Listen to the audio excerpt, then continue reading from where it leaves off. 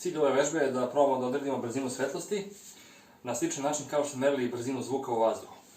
Ideja je da iskoristimo mikrotalasnu pećnicu, unutar koje se formira stojeći talas, a pre nego što to uradimo, uklonili smo rotacioni deo. Rotacioni deo je napravljen iz razloga da se telo koje grejemo ravnomerno zagreva i zbog toga se rotira. Mi smo to uklonili.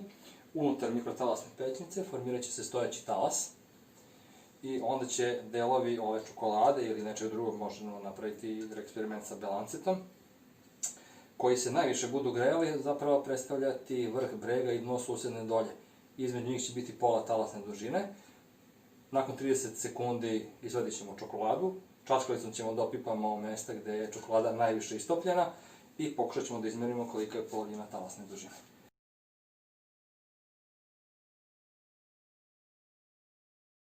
Čokolada je postavljena u mikrotalasnu pećnicu, zamolit ćemo Gorana da uključi i da podesi na 30 sekundi.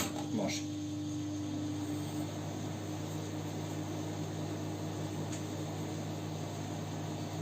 Čekamo, sad će rezultati eksperimenta.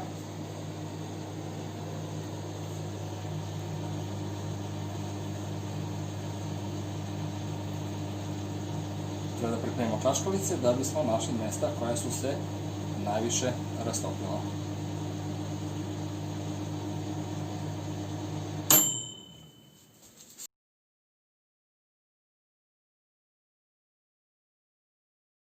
Pronašli smo dva mesta gde je čokolada bila najmekša, znači ova dve tačke su se najviše i najbrže istopile.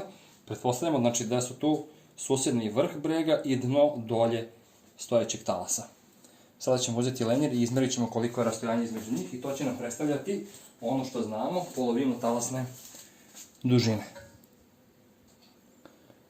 Ovo rastojanje je tačno 6 cm.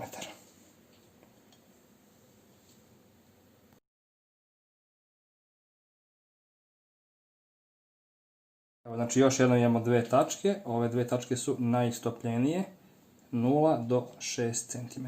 Ovo bi trebalo da bude polovina talasne dužine.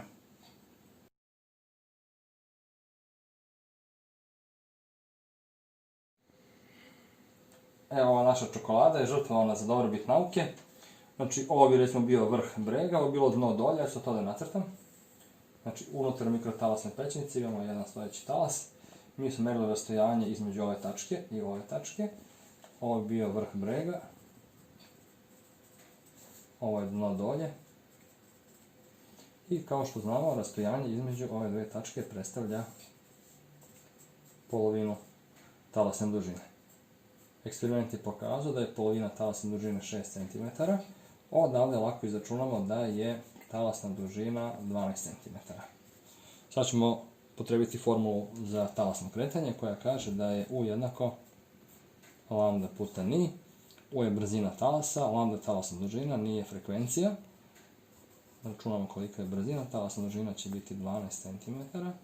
Puta, frekvenciju smo našli na sajtu proizvođača ove mikrotalasne pećnice, ona za ovaj model iznosi 2450 MHz.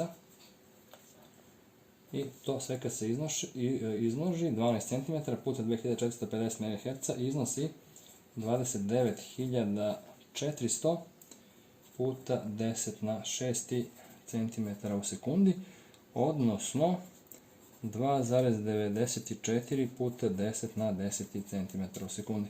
Kao što znamo, teorijska vrednost za brzinu svetlosti u vazduhu, odnosno vakumu, je 3 puta 10 na 10 cm u sekundi. Tako da ovaj naš jednostavni eksperiment otprilike nam je dao solidnu vrednost, red veličine je dobar. Sad mogli bi više puta da ponovimo merenje da bi mogli da primenimo račun grešaka. Ali mislim da je eksperiment dobar, da se na jednostavan način može odrediti brzina svetlosti, a sličan eksperiment smo radili sa određivanjem brzine zvuka u vazduhu. Eto, toliko.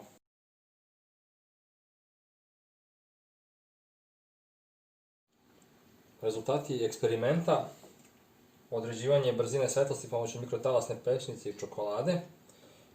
Izmerili smo da je rastojanje između vrha brega i njemu susedne dolje 6 cm. To je polovina talasne dužine. Znači lambda polovina je 6 cm. Odavde možemo izračunati kolika je talasna dužina. To je 2 puta 6, to je 12 cm.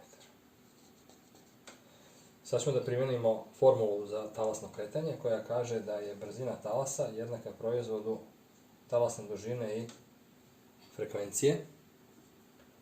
I zamenit ćemo brojne vrednosti. Lambda je 12 cm puta frekvencija mikrotalasne peći. Našli smo je na internetu za model mikrotalasne pećnice. Ona iznosi 2450 MHz.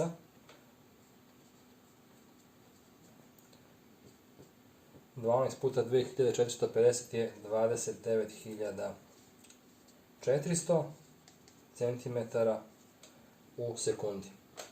Ovo nije ništa drugo nego 2,94 puta 10 na 10 cm u sekundi, a teorijska vrednost za brzinu svetlosti je 3 puta 10 na 10 cm u sekundi. Tako da,